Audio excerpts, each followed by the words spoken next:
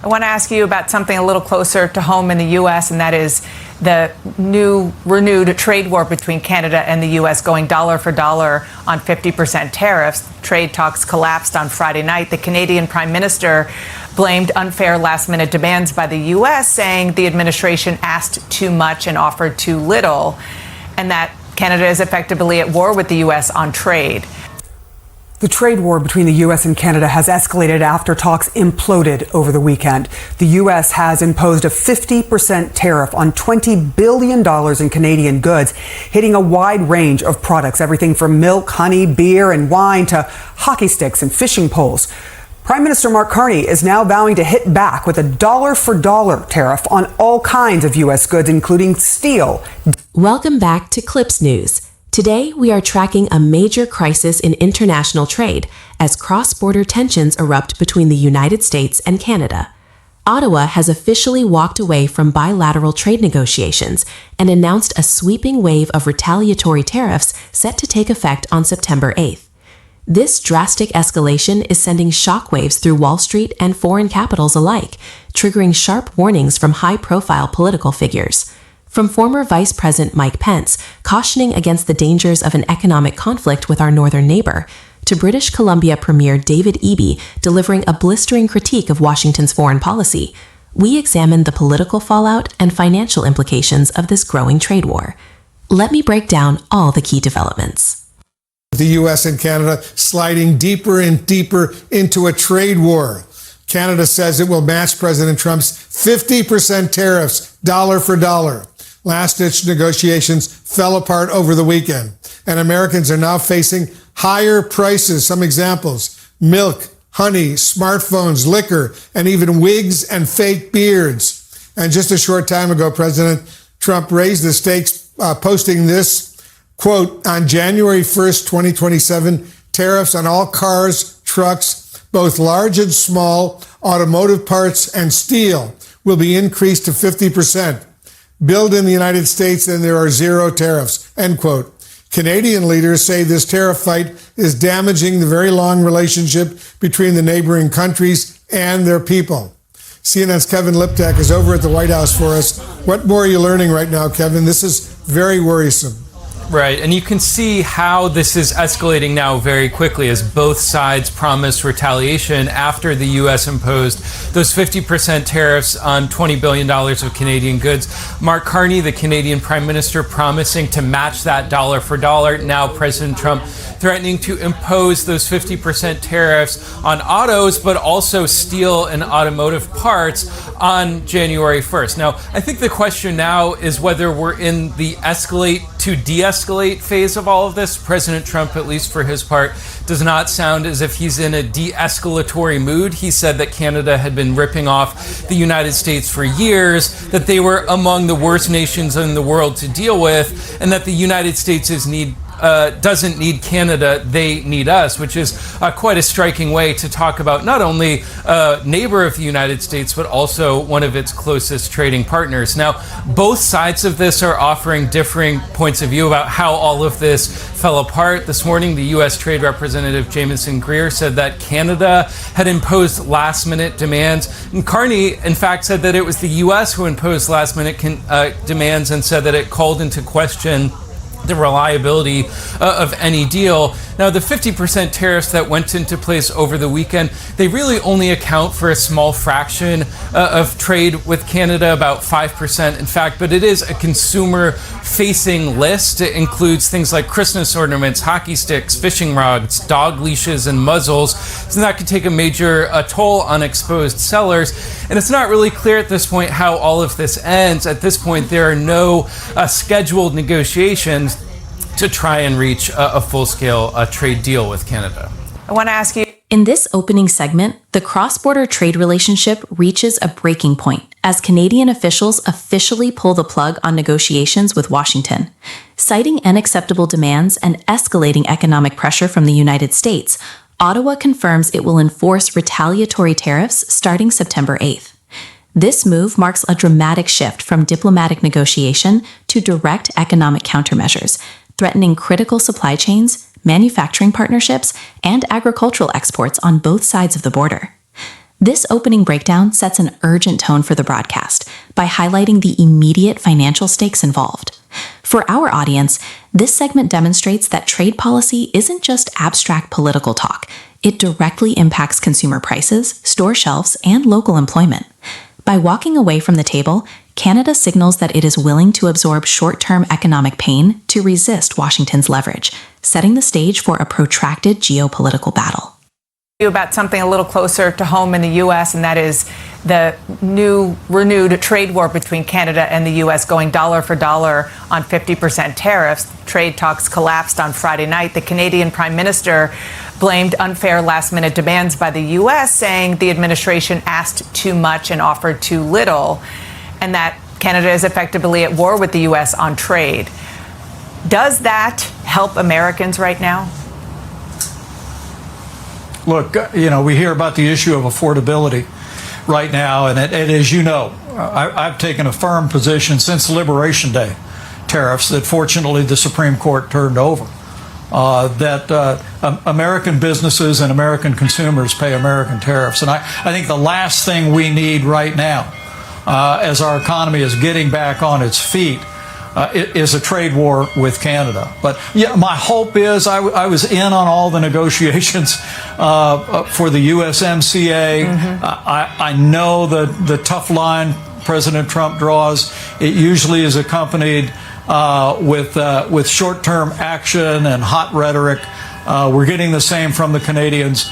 But my hope is, for the sake of American families and for the sake of the American economy, that what we're looking at here is negotiation and not confrontation in a trade war. And that's how I would advise the president. Drive a hard bargain, but let's pursue free trade with free nations, most especially our trading partners to the north. Moving into our second segment, the political debate heats up as former Vice President Mike Pence breaks ranks with traditional economic hardliners to issue a stark warning against battling Ottawa. Pence explicitly argues that a full-scale trade war with Canada is the last thing the American economy needs, cautioning that tariffs on key allies disrupt vital supply chains and harm American consumers. His comments highlight a growing ideological divide within conservative ranks over the practical realities of protectionist economic policies. This section provides intense political friction for our viewers because it pits mainstream conservative economic thought against aggressive tariff strategy. When a former vice president publicly questions the administration's foreign trade approach, it gives voice to business leaders and farmers who fear the domestic fallout of tariff retaliation. This segment drives strong audience debate over whether tariffs protect domestic industries or simply raise costs for everyday working families. The trade war between the U.S. and Canada has escalated after talks imploded over the weekend. The U.S. has imposed a 50% tariff on $20 billion in Canadian goods, hitting a wide range of products, everything from milk, honey, beer, and wine to hockey sticks and fishing poles. Prime Minister Mark Carney is now vowing to hit back with a dollar-for-dollar tariff on all kinds of U.S. goods, including steel, dairy, paper products, and electronics. That would start September 8th. Carney said the U.S. asked too much and offered too little as trade talks collapsed. Joining me now is David Eby. He is the Premier of British Columbia. Thank you so much for joining us this morning. You have said that the U.S. deal that was offered Canada revealed the true nature of what the White House really wants from Canada. What do you think President Trump really wants to do to Canada?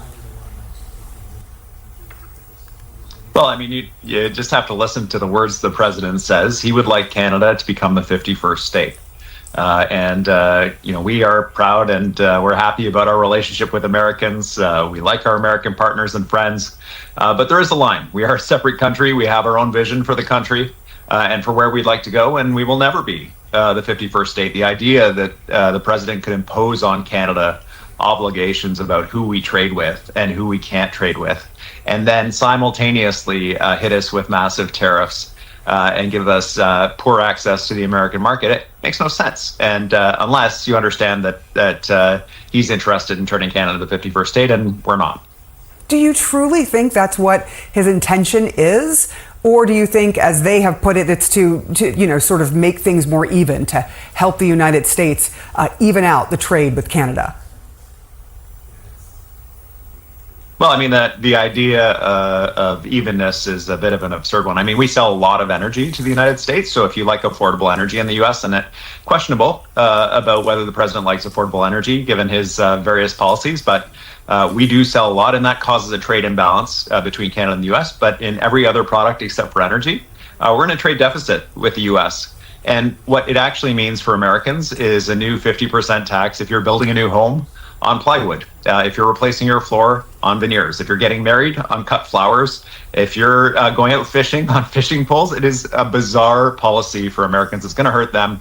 And unfortunately, Canada has to hit back. As much as we have friends and family in the U.S., and frankly, I feel sorry for Americans right now that they have a president that is so disinterested in their cost of living concerns and is making them a global pariah. But we have to hit back, and I think it's unfortunate because we've been friends for so many years. This relationship can be destroyed very quickly and efficiently, and the president is working on that. Wow. Well, the U.S. Trade Representative, I wanted to let you hear what he said. He just told CNBC this morning this about the tariffs. I think the market knows that at the end of the day, this is 5% of imports from Canada. It's 0.06% of our overall consumption in this economy. So there's no possible way it can really affect U.S. well-being, right? So Greer says there is no possible way the tariffs can affect the U.S. well-being. Is that how you see it?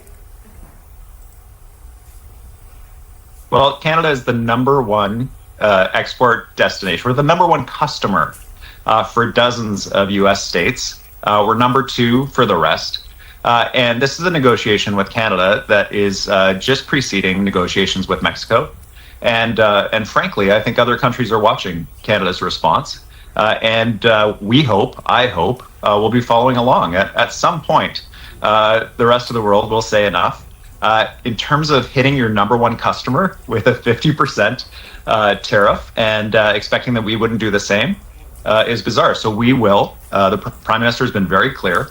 Tariff American company goods coming into Canada, and we will ensure that Canadians buy from other places in response to this. I just want to give you one. We're a major lumber exporter here in British Columbia. Yes. Our tariff level on some wood products to the United States is 85%. That's worse access than Russia and Europe. I mean, I try to make sense of this policy in terms of our relationship with the United States and Canadians, and there's just no sense to it unless you understand the president has a larger ambition. David Eby, thank you so much for your... In our final segment, the diplomatic confrontation reaches a fever pitch as British Columbia Premier David Eby issues a scathing critique of Washington's trade tactics. Eby argues that aggressive tariff threats and unilateral pressure are isolating the United States on the global stage, warning that such measures risk turning America into an unreliable economic partner. Following Eby's fiery remarks, economic analysts break down which side stands to suffer greater long-term pain as supply chain disruptions ripple through cross-border trade markets. This final breakdown provides our audience with the dramatic climax of the broadcast, capturing the raw frustration of key international partners. Eby's harsh rhetoric illustrates how deeply trade disputes strain long-standing alliances and force international leaders into defensive positions. As experts weigh the economic leverage of both nations, it becomes clear that neither side can escape the economic fallout. If you want to stay updated on this unfolding economic battle, make sure to like the video and subscribe to Clips News for daily political and financial analysis.